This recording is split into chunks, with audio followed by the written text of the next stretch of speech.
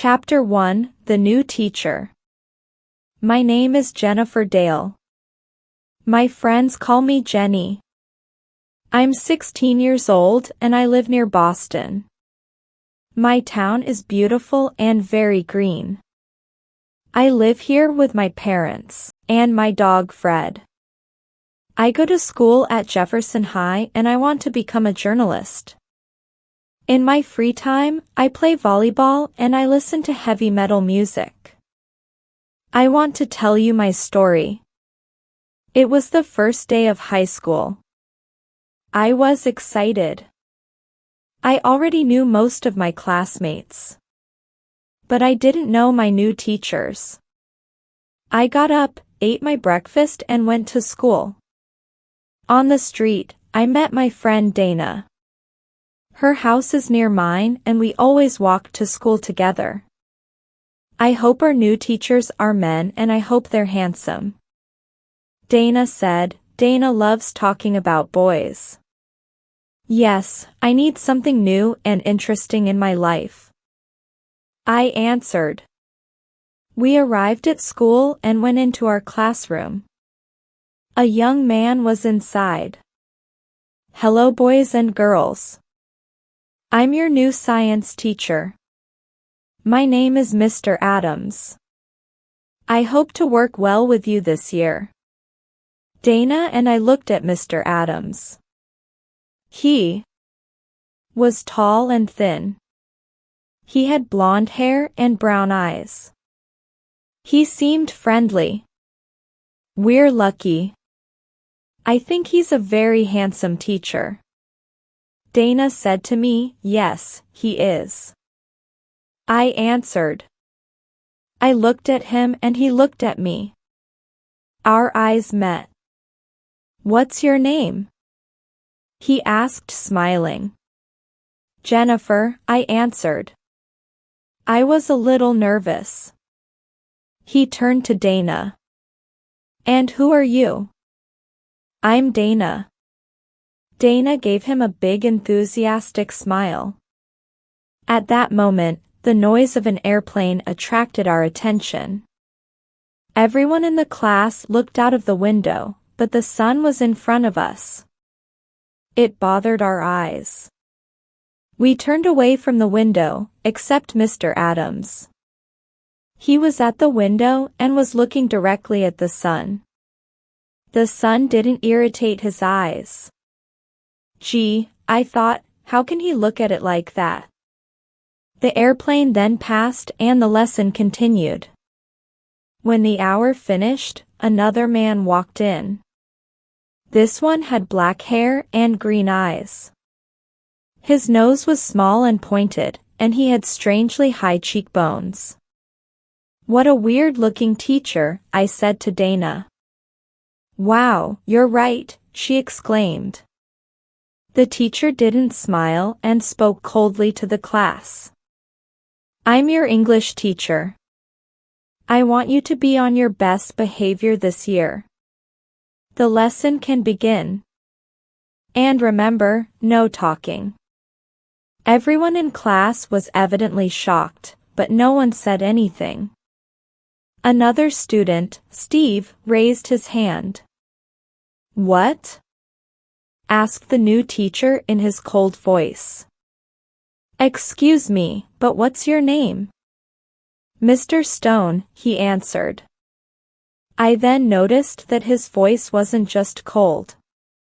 It was metallic and monotonous. Dana looked at me with disappointment. She raised her eyebrows. What's his problem? She mouthed. The lesson proceeded. Mr. Stone read a poem from our English literature book. His voice was weird, very weird. It had no emotion. It was almost robotic. Someone touched me. It was Dana. Isn't he horrible? She whispered. I nodded. The other teachers we met that morning were Miss Smith, the arts teacher, and Mrs. Ching who taught math. Both seemed nice. Miss Smith, in particular, was a very cheerful person. Chapter 2, Clues. I always eat lunch at school. That day I ate with Dana and Paul Miller, another friend from my class. Paul was a very intelligent boy. He was always the best in math. His parents were divorced and he lived with his father and his black cat Apollo. He missed his mother. She lived with another man and didn't want to see Paul. His father was never at home, so Paul was very lonely. He didn't have many friends at school because he was too intellectual. He loved Apollo very much and spent a lot of time with him. What do you think about our new teachers? I asked my friends. I think Mr. Adams is very sexy, said Dana. Did you see how he looked at the airplane? The sun didn't bother him, exclaimed Paul. You're right, I said. But did you hear Mr. Stone? He speaks like a robot, his voice is cold and metallic. He's unfriendly too, added Dana. That's true, I said. Look, said Paul. Look what he's eating. We looked at Mr. Stone. He sat away from the other teachers. And he didn't have a normal lunch. There was a glass in front of him. It was full of a dense, green liquid. There were some black pills in his hand. He put 2 of them in the glass.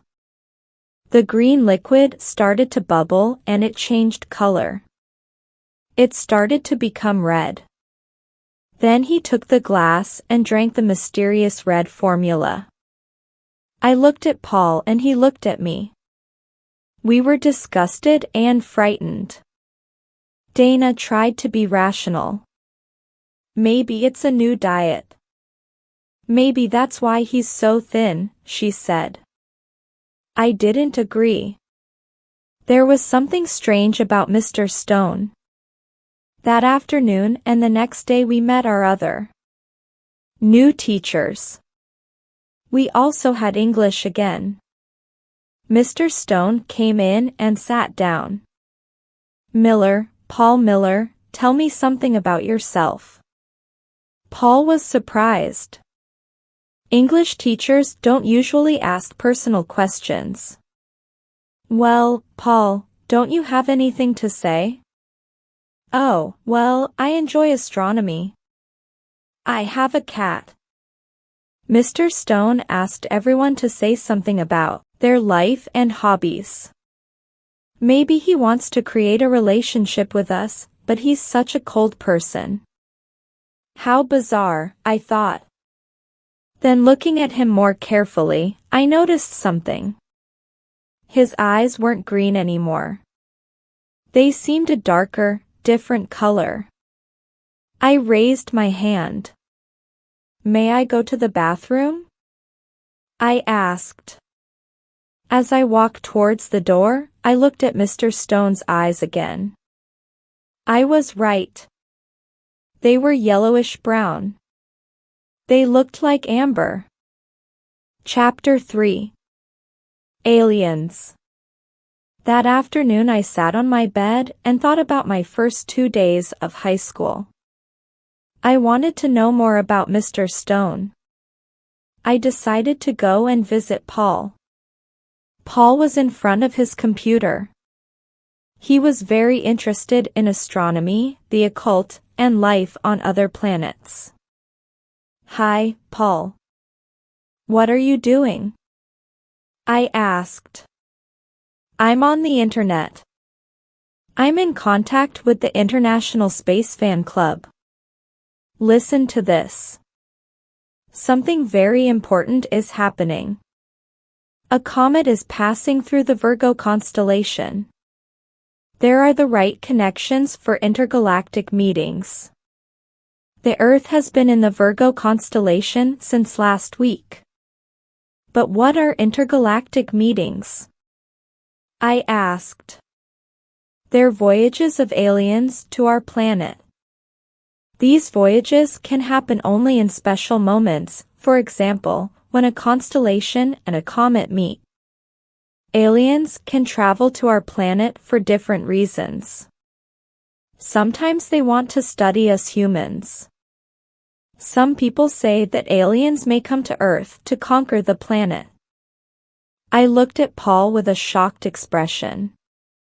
An idea started to form in my mind. "What's wrong, Jenny?" Paul asked. "Maybe Mr. Stone is an alien," I exclaimed. "Gee, aren't you exaggerating? Come on, get real." "Well, his voice doesn't seem human. His eyes change color. And do you remember the green liquid and the black pills he had for lunch?" "What do you mean?"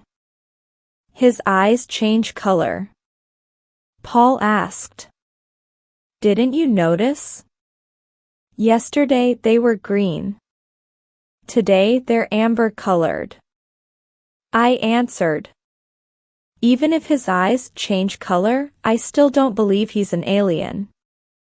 But the comet explains everything. It entered the Virgo constellation last week. And Mr. Stone is a new teacher. I talked to Dana's brother, Matt. He said that this is Mr. Stone's first year at Jefferson High. "No one knows where he comes from," I said. Maybe Paul's eyes lit up. Maybe that's why he asked us all those personal questions. He wants to study us. Yes, you see, all clues indicate that he is an alien. So what can we do?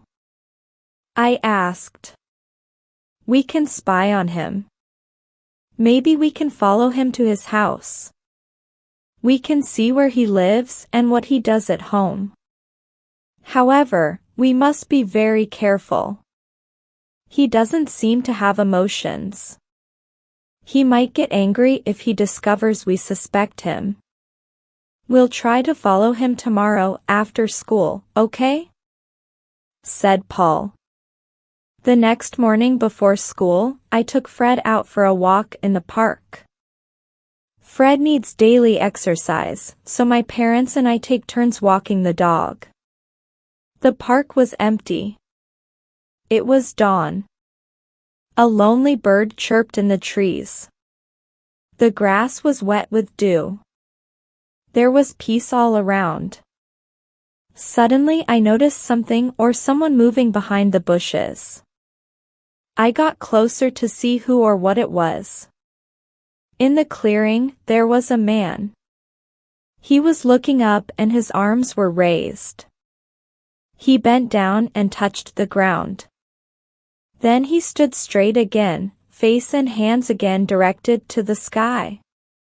After about a minute, he turned around. It was Mr. Stone. Was he communicating with the universe, with his planet? Was he really an alien? I quickly walked away. Fortunately, Fred didn't bark. I took my dog home and then met Dana. We walked to school. I wanted to tell her about Mr. Stone, but I didn't. It was too difficult. Besides, I couldn't tell her about the afternoon plan, because it was too dangerous for 3 people to follow the teacher. During the morning, I thought about Mr. Stone again and again. I was scared, but also excited. Chapter 4. Too much imagination. When the science class started, Mr. Adams walked in. "Come on, boys and girls. Today we're going to the science laboratory," he announced. In our lab, there are some white mice and some hamsters and cages. As Mr. Adams passed by their cages, they started to squeal loudly. They were very agitated. Mr. Adams laughed. "What's wrong?" he said, speaking to the animals. "I won't eat you." Then he gave us some worms. "You must cut them into little pieces. The pieces can live and move independently," he said. I looked at my worm. It was pale and slimy. I didn't want to cut it up. "Jennifer, are you afraid of cutting up your worm?" I looked up. Mr. Adams was at my desk. He smiled down at me. "Give me your knife." I thanked him and gave it to him. His arm touched mine. It tickled. An electric shock ran through me and I jumped. "What's wrong?" asked Mr. Adams. He seemed frightened. "Nothing," I answered, trying to smile. He helped me cut up my worm, then walked away. No one else in class had noticed anything. I didn't know what to think. Were all my teachers weird, or was I just too imaginative? I wrote a note to Paul and told him what had happened. "Paul," I whispered. Paul turned and looked at me. I passed the note. "Excuse me. What are you doing?" "Paul, what do you have in your hand?" asked Mr. Adams. His voice made me freeze. We were in very big trouble. "Nothing," said Paul. "Please listen to the lesson. If I see you again, you must give me the note." "I'm sorry," answered Paul. Woo. I was so happy that I wanted to laugh. Obviously, I didn't.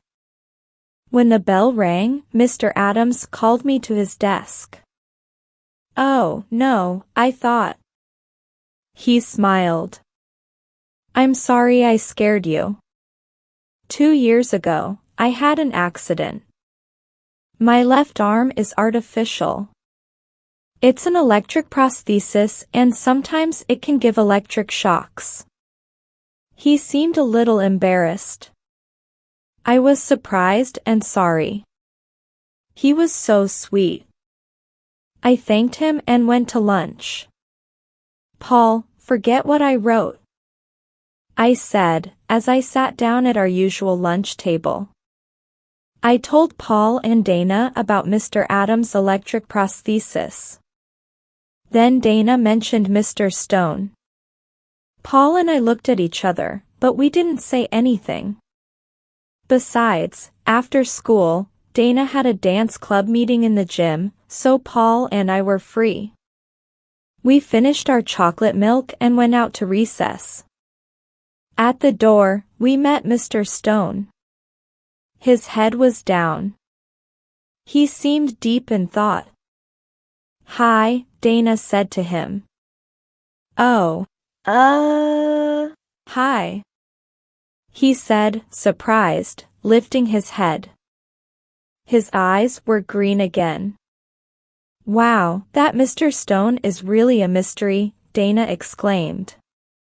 I still didn't want to tell Dana the whole story, so I changed the subject. Fortunately, the bell interrupted us.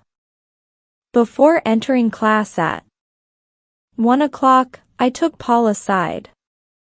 I quickly told him about what I had seen in the park. "Wow, I wonder what we'll see this afternoon," remarked Paul. Chapter 5. Mr. Stone. When the school day finished, Paul and I hid behind some bushes and watched the school gate. We saw many classes go home and some teachers, but we didn't see Mr. Stone. The minutes passed. "Maybe he went home by car," I said. At that moment, through the bushes, we saw a man with black hair and very high cheekbones walk past. "It's him," I whispered. "Wait, he mustn't suspect that we are following him," Paul said, We waited 2 minutes. Okay, we can go, I said. We followed him at a distance and finally we saw him go into a house. It was a pretty pink 2-story building. There was a lawn in front of it and a big tree on the side. We crept up to the window and carefully looked inside. Mr. Stone put his briefcase down and opened the refrigerator. He took out another bottle of that horrible green liquid and put it on the table. Then he went upstairs. Now what can we do? Paul whispered. No problem, I can climb the tree. I said, are you sure? Of course, don't forget I play volleyball. Be careful. I went to the tree. It wasn't very high and it was easy to climb. From my position, I could see his room. Mr. Stone was there. What's happening? Whispered Paul. He's sitting in front of a mirror, I said softly. His hands are on his head. Oh no. What? What? Asked Paul. The teacher was totally bald and his head was covered with disgusting brown warts. I felt sick. Suddenly I noticed my reflection in Mr. Stone's mirror and Mr. Stone noticed it too. He brusquely turned around and stared at me. I was paralyzed with fear. My mouth fell open. I was expecting the worst.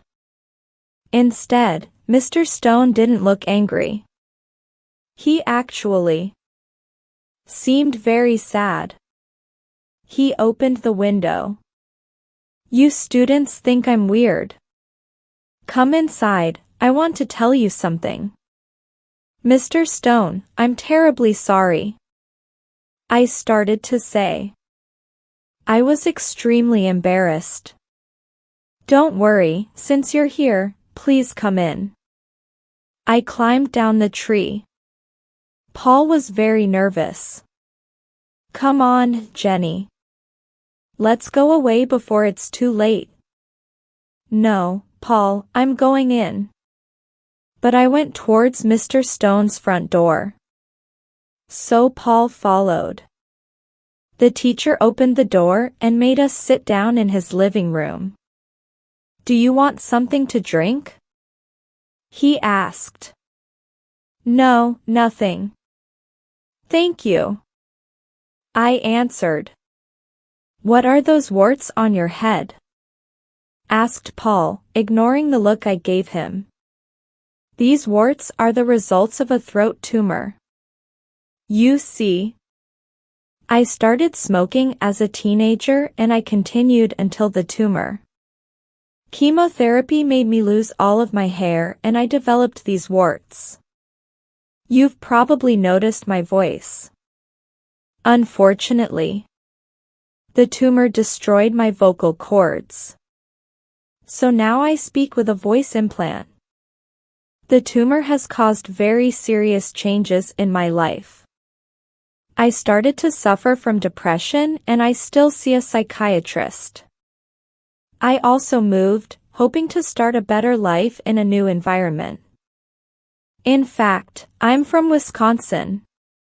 You see, I'm not married and the illness has made me very lonely. People don't like illnesses. They stay away from sick people. Sick people bother them. Mr. Stone, we really feel terrible about our behavior. I said, yes, we really apologize. We hope you can forgive us. Added, Paul, don't worry. In a sense, I'm glad this happened. I haven't talked like this to anyone for a long time. You see, I want to be friends with my students. That's why I asked your class so many questions. But it's very hard for me to smile or be cheerful. Try to understand if I'm strict or unpleasant. I smiled at Mr. Stone. I was very moved. We understand, I said softly. May I ask you a question? Said Paul. Paul, I exclaimed, it's okay. Ask me anything you want. Answered Mr. Stone. What's that stuff you eat at lunch? Oh, did that scare you? The green liquid and the black pills are part of my treatment. They include protein and other nutritional substances. And why, excuse my curiosity, were your eyes amber-colored yesterday? Well, I tried some colored contact lenses.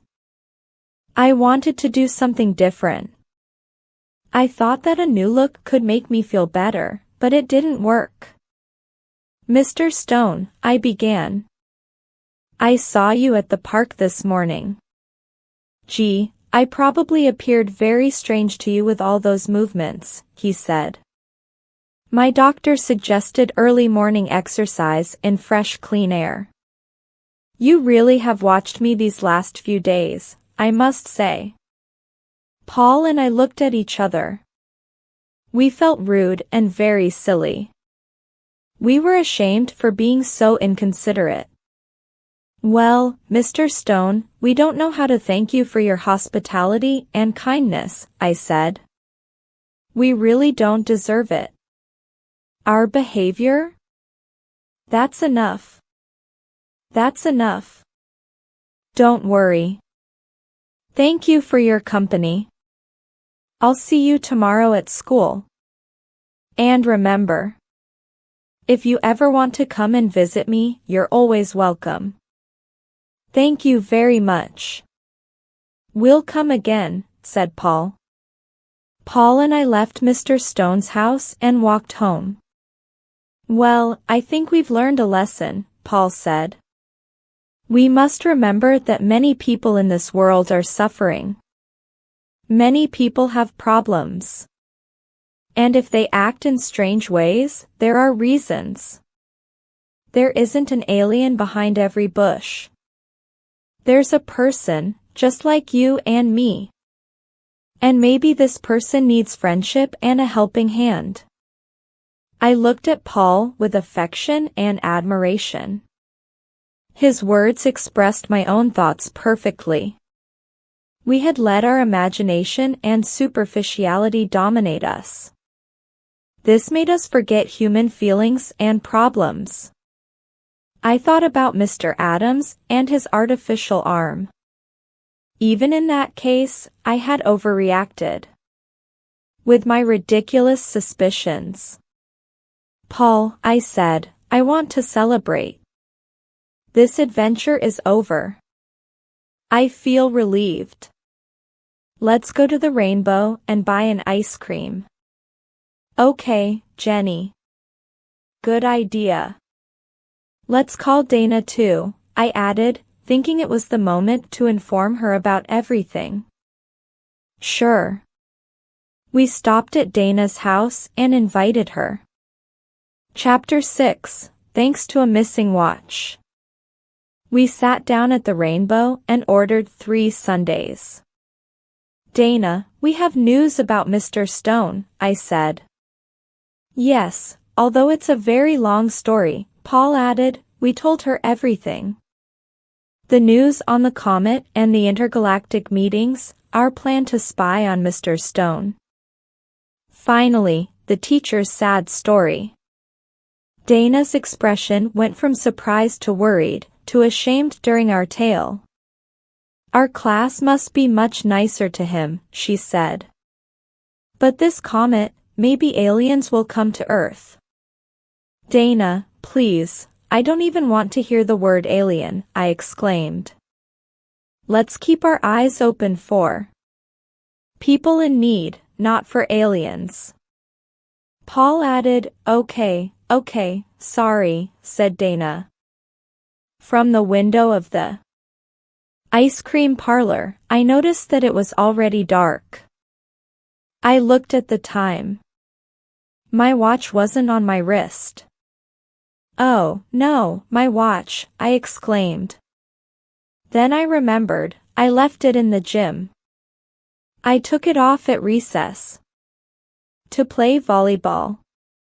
I must go and get it. But Jenny, I'm sure that the janitor will find it and put it in a safe place, said Paul. I don't trust him. That watch is so important to me. It was a gift from my grandfather. He's dead now and it's the only thing I have of him. I must go to school immediately. But the school's closed now, Dana commented. No, not today. Mrs. Ching is at school all evening because she's preparing some math tests. I know because I heard her talking to Miss Smith. Okay, well, I'll see you tomorrow then. I have to go home and start my homework, Paul said. Me too, Dana added. We left the Rainbow and I went towards Jefferson High. The back door was open. I went in. Our gym is on the ground floor, but I didn't go there directly. Something stopped me. I felt a strange sensation. I didn't know what it was. Something wanted me to climb the stairs and go up to the classrooms. I felt afraid. The school was dark and silent. I shivered. Where am I going? Why am I climbing these stairs? I thought. My heart beat faster and faster. Something terrible was at the top of the stairs. I sensed it. But what? I desperately wanted to run away and return home, but I couldn't. The mysterious force inside me made me go on. On the third floor, I heard a noise. Someone was moaning. As I passed by the janitor's closet, the sound became louder. Someone needed help. I opened the closet.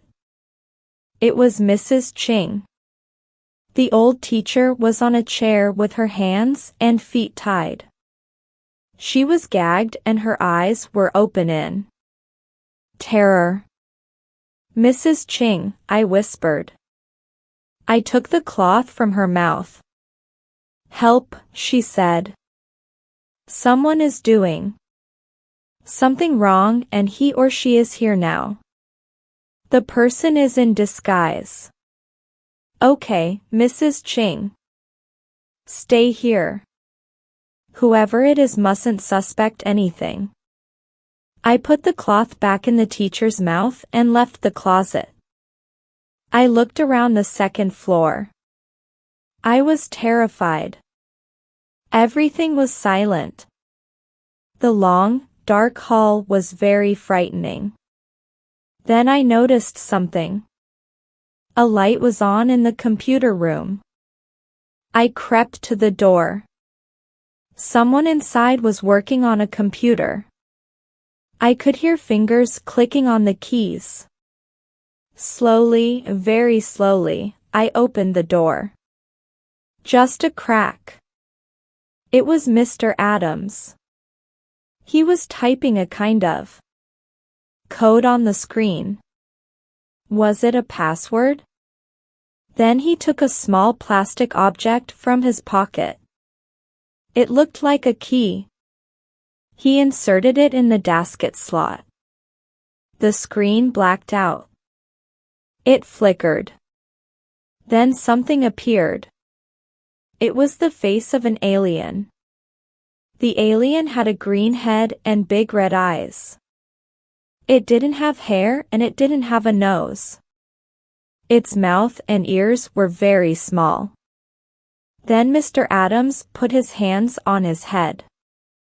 He was pulling at his hair. It started to come apart. He was taking off his hair and his face. A green bald head surfaced. I realized that he was identical to the alien on the screen. He put his face on the computer table. And the false Mr. Adams started talking. Clyreg calls base. Clyreg here. Clyreg calls base. Altank Pilix Clyreg. How is your mission proceeding? Said the alien on the screen with a mechanical voice. For now everything is okay, but I'm already tired of this mask and I hate speaking this barbarian language. English is not a barbarian language. I thought angrily. I'm sorry, but your voice implant must stay inside you until the mission has finished. Then we can remove it. Tell me, does anyone suspect you? Said the alien. No, I don't think so. I had a small problem with an old math teacher, but I was in disguise and I tied her up in a closet. So everything's fine. Ha! Ha! You're wrong. I'm here now, I thought. I hope you're right. Our mission can't fail. The spaceship must come this Friday. We'll land in the old abandoned airfield. We'll wait for you there. By 9:30 p.m. you must be ready. You must have the 2 students to take to meet tracks. We can't be late. When the comet leaves the Virgo constellation, we won't be able to travel anymore. The intergalactic doors close on Friday at midnight. Said the alien on the screen. I know. Don't worry, I must still choose the 2 students, but I think I know who I want. How will you capture the students? You can't touch them because you're electric. Aha. So the story of his prosthesis was a big fat lie. I thought on Friday evening there is a family teachers meeting. During the meeting, I'll leave the other teachers. While the parents are listening to the teachers, I'll ask the students to come with me. I'll invent an excuse. Then I'll take them to the science lab and I'll spray them with my hypnotizing spray. Once they're hypnotized, they'll do everything I say. They won't be able to think or rebel. We'll go out of the building by the fire escape exit and walk to the airfield. Said Mr. Adams, Clyreg. I'm sure he wants me. I said to myself. Be at the airfield by 9:30 p.m. Then, Clyreg. Good luck. Altank, Pilex. Altank, Pilex, Gortz. Said Mr. Adams, Clyreg to the alien on the screen. Then he took the key out and the computer screen returned to normal. I silently closed the door. And quickly went back to Mrs. Ching. I can't tell you anything. It's for your own safety. Just act normally and no one will hurt you, I said. Who? Mrs. Ching started to ask, but I escaped down the stairs and ran out of the building. I stopped running when I was far from the school. My watch was still in the gym, but at that point I didn't care. I had a lot of difficulty sleeping that night. I decided to tell Paul and Dana, but no one else. No one would believe me. Chapter 7, The Plan. The next day, as soon as I arrived at school, I went to the gym to look for my watch. Fortunately, it was still there. At lunchtime, I took Dana and Paul to an empty table and started my story. I decided to get to the point immediately. Mr. Adams is an alien. I said, no, not again. Are you doing this on purpose? Because if you're not, you have a problem. Paul exclaimed angrily. I thought you wanted to stop all this. I thought you were ashamed of your behavior. First Mr. Stone, now Mr. Adams. He continued, while Dana raised her eyebrows incredulously and suppressed a smile. I know I seem crazy, I said, feeling tears in my eyes. But I'm telling you the truth. I saw him with my own eyes. Please listen to me. I told them everything. From my mysterious sensation to the conversation between Mr. Adams' clear egg and the alien on the screen. Both my friends looked terrified and shocked. They finally believed me. Besides, I added, do you remember how he looked at the sun? It's incredible. I continued. He's green and his name is Clyrag. Other aliens are coming in a spaceship on Friday evening. They're going to land in the old abandoned airfield near our high school. They want to take 2 students with them to meet tracks. My tracks? Asked Paul. Yes, it must be the name of their planet. This Friday?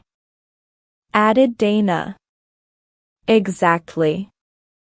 During the family teachers meeting, he's going to hypnotize them with a spray and take them on his spaceship. Today is Thursday. We only have a day to do something. Exclaimed Paul. I have an idea, I said. What? Asked my friends. We can try to find the hypnotizing spray and take it away from him. It can only be in 2 places. Somewhere in his house. Or somewhere in the science lab. Good idea. This afternoon, after he goes home, we can look for the spray in the lab. If the spray isn't there, tomorrow morning we won't go to school. We'll get into his house in some way and take the spray. Added Paul. But we don't even know where he lives. Objected Dana. Well, we'll find out, I said. So we want to steal his hypnotizing spray. Maybe Matt can help us. He has a key that opens all doors, Dana said. Dana's brother Matt is a policeman. Are you sure he'll give it to you?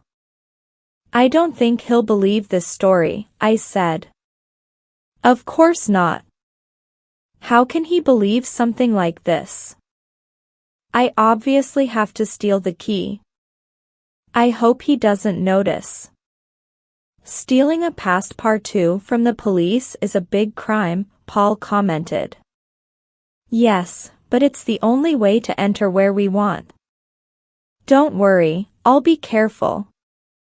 Gee, Mr. Adams is so friendly and handsome. It's difficult to believe that he's a horrible green alien. Well, this afternoon I'll get the key. Remember, don't say anything to anyone. I said, this is our secret. Okay, don't worry. I hope everything will be okay, Paul said. We went to our afternoon classes. I couldn't wait for the day to finish. I was nervous and excited. Chapter 8. Paul's decision. I constantly thought of the day before. I remembered when he took off his face. Behind that blonde hair, there was a bald green head. Behind those brown eyes, 2 red ones. And behind the nose. Nothing. I shivered. After school, I went with Dana to her house. Paul instead stayed at school to make sure that Clyrag went home. When Dana and I arrived at her house, there was no one there. I hope Matt didn't take the key with him, said Dana. We went in. Dana went to her brother's room. I heard her open many drawers. I crossed my fingers. Here it is, Dana exclaimed. Oh, great. Now let's go back to school. I said, wait, my mom will be back soon. I have to leave her a note. I'll tell her I'm at the library, Dana said. We went back to school. Paul was sitting on the steps. Has Clyreg left? I asked. Yes, we can go in. Paul answered. We went up to the science lab. When we arrived, we noticed that the door was open. Someone was whistling inside. Oh, no, it's the janitor. Paul whispered. Let's hide in the bathroom. Dana suggested. It's already been cleaned, so he won't come in. We quickly entered the girls' bathroom and hid. After some time, the janitor walked away. We heard him go down the stairs. Okay, now, Paul said. We entered the lab and looked around. We opened the chemical cabinet with Matt's passport too and examined every container. There weren't any sprays or strange bottles. So we tried the refrigerator. What's this? I said. Inside the refrigerator, there was a spray without a label. It was very difficult to open and it had a bizarre phosphorescence. Wow, it's probably Clyreg's hypnotizing spray. But how can we be sure? Paul asked. We have to be sure that it's the right one. An error could be fatal. I have an idea. I can try the spray on my dog, Fred. Fred hates taking baths and especially eating leftovers. I'll spray him. If he doesn't protest, we have the right spray. I said, excellent. Please phone me after. And tell me the results. Paul said, I want to know too. Dana added. We carefully went out of the lab and left the building. When I arrived home, I prepared a big bath for Fred. Freddie, I called. The dog was in the garden. When he saw me with the big basin full of water, he barked and howled. He ran inside his dog house. Silly dog, I thought. I took the spray, went to the dog house and sprayed Fred. Then I called him again and I pointed towards the water in the basin. What a surprise! Fred calmly came out of the dog house and jumped into the water. After Fred's bath, I went to the refrigerator and took out some leftovers. I put them in his dish and gave it to him.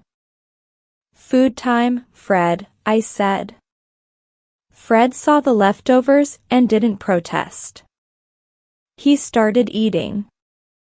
It was incredible. I immediately phoned Dana and gave her the good news. Then I phoned Paul. Hi, Paul. It's me. We have the right spray. Fred has been completely hypnotized. Great. Listen, can you come to my house now? I need to talk to you. There was something strange in his voice. Paul, are you okay? I asked. Yes, I'm fine. I'll tell you everything when you arrive, okay? Please come. It's important. I took the bus and arrived at Paul's house. He was alone as always. He was in his room with his cat Apollo in his arms. I want to go to my tracks with Clyreg. Paul said, what? Yes, I want to go to my tracks with Clyreg. Paul repeated. Are you kidding? You're crazy. No, I'm not crazy. Look at my life. My mother doesn't love me. She went away and never wants to see me. How do you think I feel? My father is always working. He doesn't care if I'm here or in Timbuktu. He only cares about his young blonde secretaries. At school, everyone thinks I'm strange. You're my only true friend in class. Jenny, I'm not happy here. Try to understand. This world isn't for me. I don't like my life. I want to test my destiny and see what happens to me. Honestly, I really don't think that Clyreg wants to hurt us students. How do you know? I asked angrily, shocked at what he was saying. He doesn't give me that impression. I'm sure the aliens just want to study us. I feel I can trust them. Also, you know, I love space. I've always been interested in astronomy and alien life. This is a fantastic opportunity to see life on another planet in another galaxy. This is my dream. This opportunity will never exist again. If aliens come to Earth at the next intergalactic meeting, they certainly won't come to our town again. Listening to Paul, I started to understand his point of view. But it was terrible to think that Paul didn't have anyone. No one really cared about him. I was very sad. Running away to another planet isn't the right solution to your problems, I said. But I've tried to talk to my father about my problems. I've tried many times. Nothing has changed. Listen, I want to go to my tracks. I feel it's the right thing for me. Something inside is pushing me to go. Maybe going to my tracks was the best thing for Paul. Although I still couldn't believe it. If you're convinced. But I'll miss you a lot. I'll never see you again, I said. Nothing is forever. You will see me again, I promise.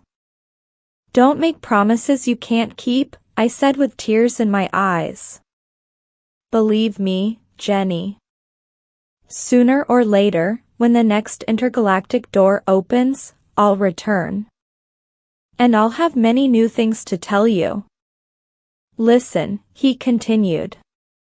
We must organize our plan for tomorrow evening. When Clyreg takes the 2 students to the science lab, he'll open the refrigerator, but he won't find the spray. At that point, he won't be able to do anything because he can't touch us. If he touches us, he'll electrocute us. Paul explained. Then he won't be able to study us anymore. I interrupted. Exactly. So when he sees that his mission has failed, the only thing he can do is go to the airfield and leave with his spaceship.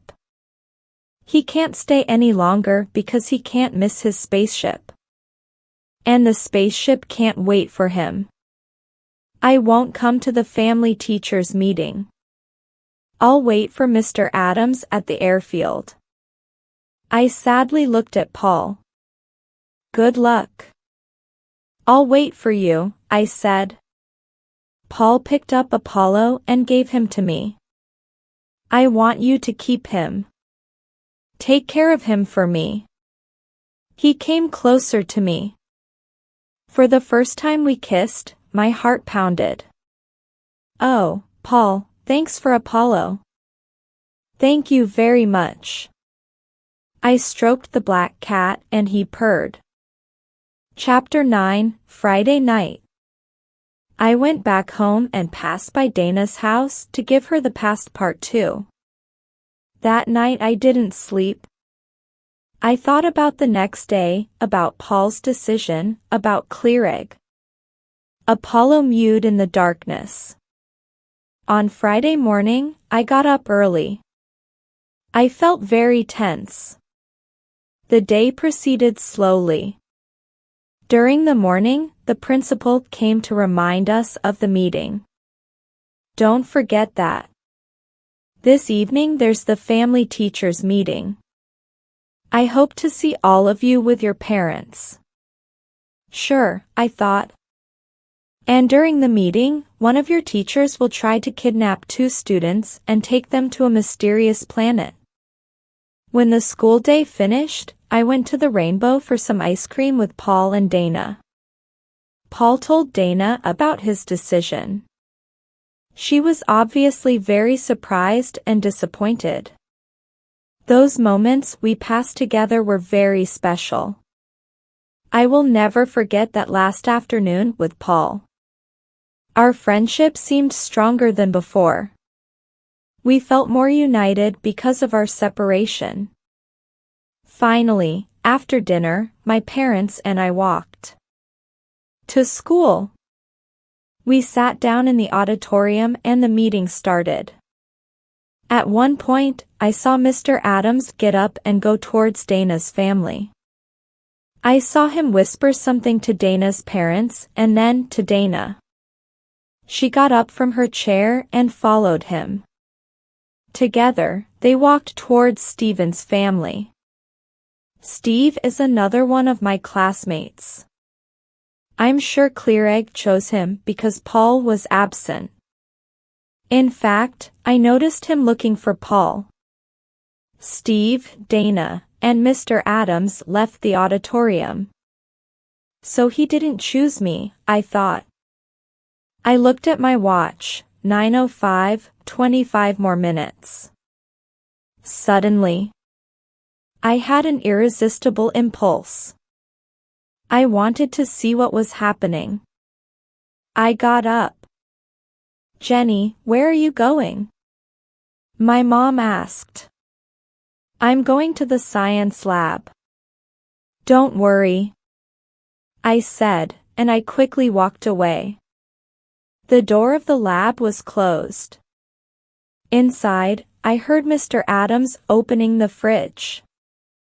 I imagined his anger. Oh no, he exclaimed. Where is it? Where is what, Clearegg? Dana asked. Are you talking about the hypnotizing spray? You lost, Clearegg. She exclaimed triumphantly.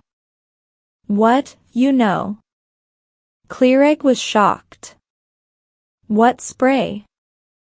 What are you saying? Said Steve, who didn't know anything about it. What courage Dana has, I thought. Mr. Adams had the power to electrocute her if he wanted. It was stupid to make him angry.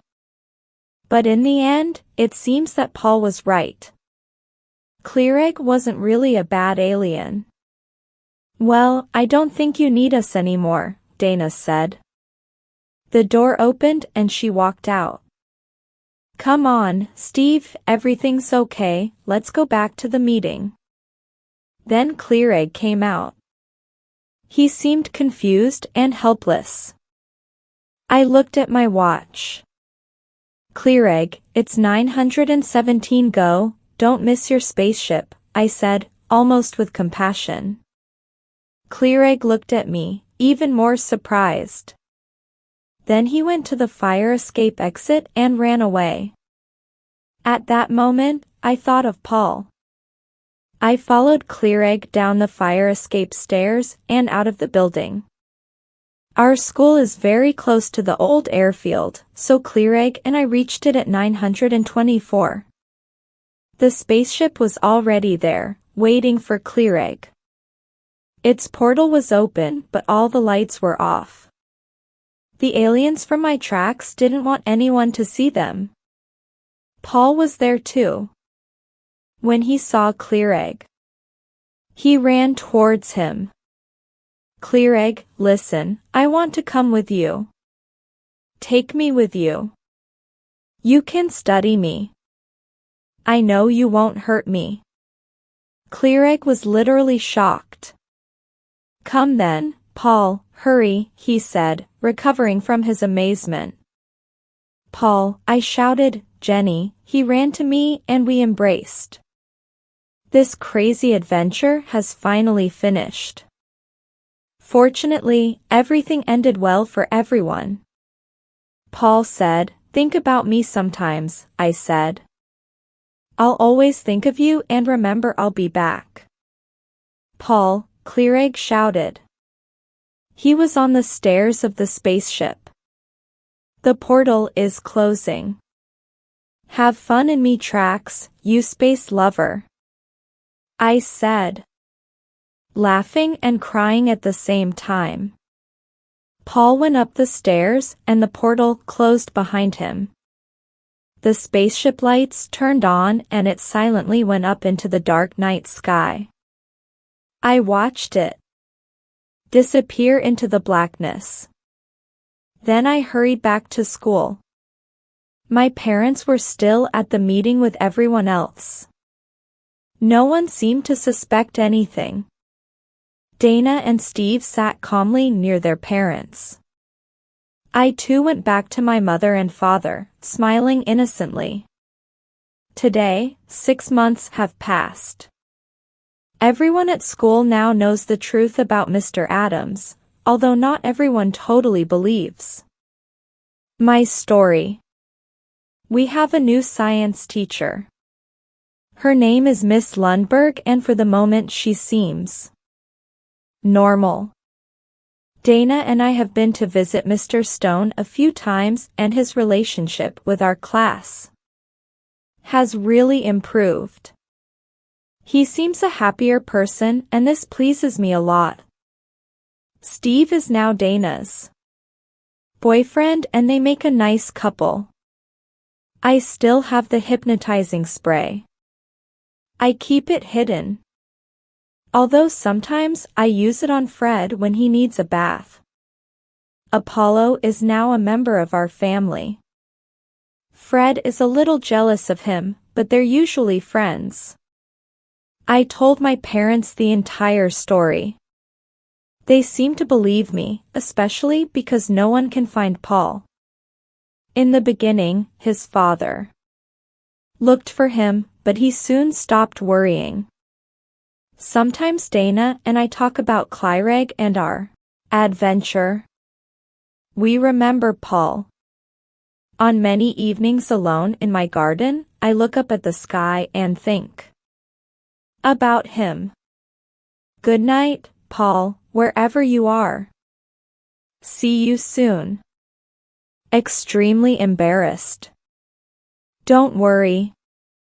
Since you're here, please come in. I climbed down the tree. Paul was very nervous. Come on, Jenny. Let's go away before it's too late. No, Paul. I'm going in, but I went towards Mr. Stone's front door. So Paul followed.